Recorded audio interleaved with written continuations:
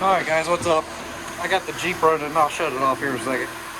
I got some new parts to stick on this thing. I've already done some of them. Let me shut this off so we can talk. So, I didn't film some of it because you've already seen me do some of it. Right now, the newest things I've done that I haven't filmed is I just put a cam sensor in it, a new 160 thermostat because I want it a little bit colder because it seems to be getting a little hot, and I just pulled the other one out. When I put this motor in, it actually came with a thermostat. I guess I never looked at it, but it was a 200 degree thermostat, or 195, which is a little hotter than I want to. So I put a 160 in it. So I was just letting it burp. Okay, as you'll notice, it's a little taller.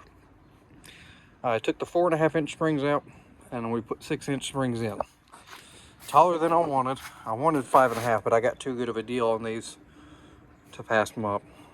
I'm hoping after driving around they'll settle down a little bit to be where this all is right about 6.5. Because as you know, I do have the adjustable spacers on it, so it's a minimum inch. So right now the front's sitting at 7. And I just put 8 inch shocks on it, so we're still good even if it doesn't come down. But I got a feeling they're gonna come down. I put those on yesterday, and I also put on some rear shackles to get the rear level. But as you can see, this thing's tooted. It's squatting a little bit in the rear. Again, I've moved it 3 feet back and forth. It's not settled, but the shackle angle's awful. So I went ahead and ordered shackle relocation brackets, because that's not what you want. You don't want it up and down. You want a 45 degree angle.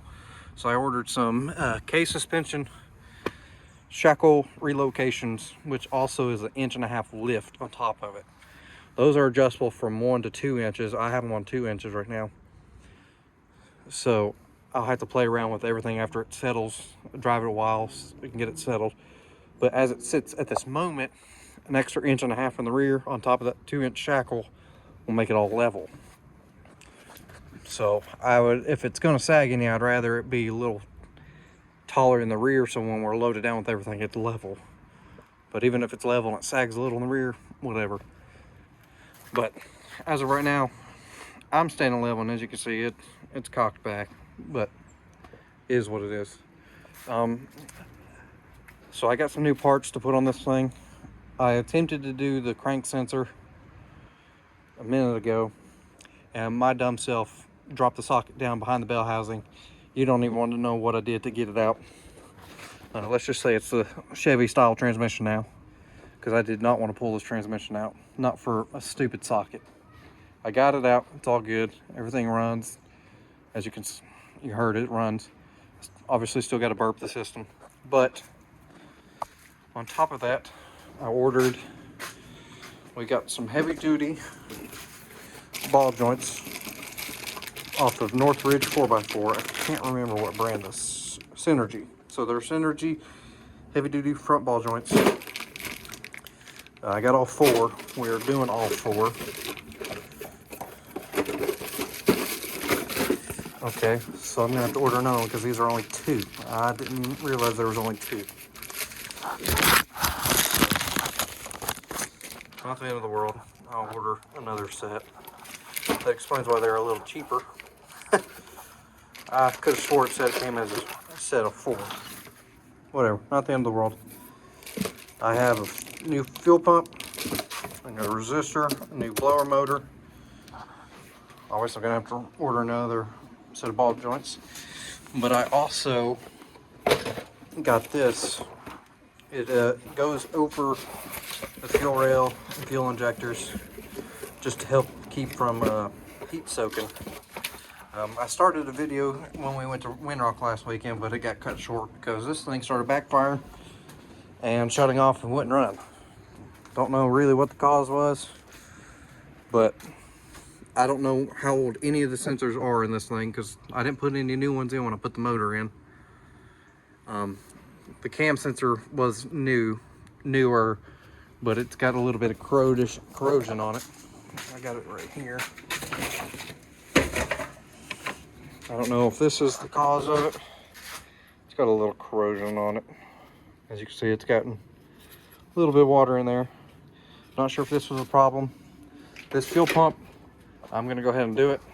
It's got 309,000 miles on it. It looks like it's an OEM fuel pump. So we're just gonna change it just to have it done. I also new to us, got a new tow strap. I can't wait to get rid of all this junk. That's gonna be have to cut off because they welded that to the frame. Not a big deal. So gonna do that. I went and bought a roll cart to keep everything a little nicer. It's messy in here, I know. I haven't had time to actually clean up. I bought a portable shed. As you can see, I got some oil dry everywhere because that motor fell over and spilled oil everywhere. Again, working on cleaning it all up. But I got this 10 by 10 portable shed, carport type deal. That way, because this thing's obviously not going to fit in this garage no more because it was barely fitting on the 4.5. So I'm going to set this up, butt it up next to the garage. That way I can still work on it even if it's raining like it is. It's starting to sprinkle now. But I do have quite a bit of stuff I got to get done. I'll film what I can. But I'm going to just upload this, giving you updates because there's no reason to do how-tos because some of it I've already done, just not with this size lift. Ball joints, you can look up how to do ball joints anywhere. I went and bought the little cheap Harbor Freight press because I didn't want to bring mine home from work. Along with I didn't want to bring my other cart home from work, so I just bought the cheap Harbor Freight one. It's good enough for the house, good enough to do the little stuff here. Oh, also got an air compressor.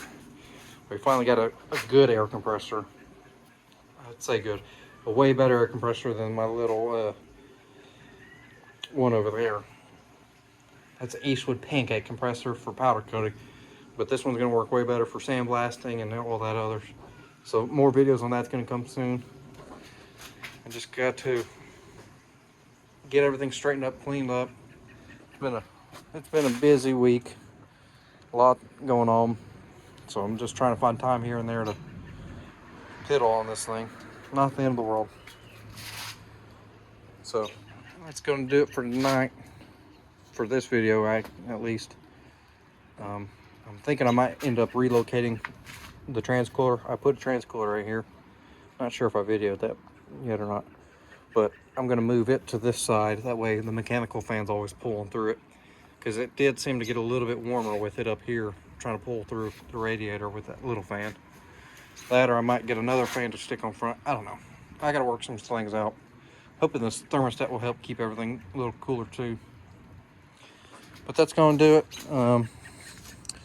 Once I get everything on, I will make a video on how to do the shackle relocation bracket. It's simple. I haven't done anything like that on this yet, so I'll film a little video on that. But then after that, I'll finish that video off with how everything's set up and all that. But that's going to do it. Appreciate y'all.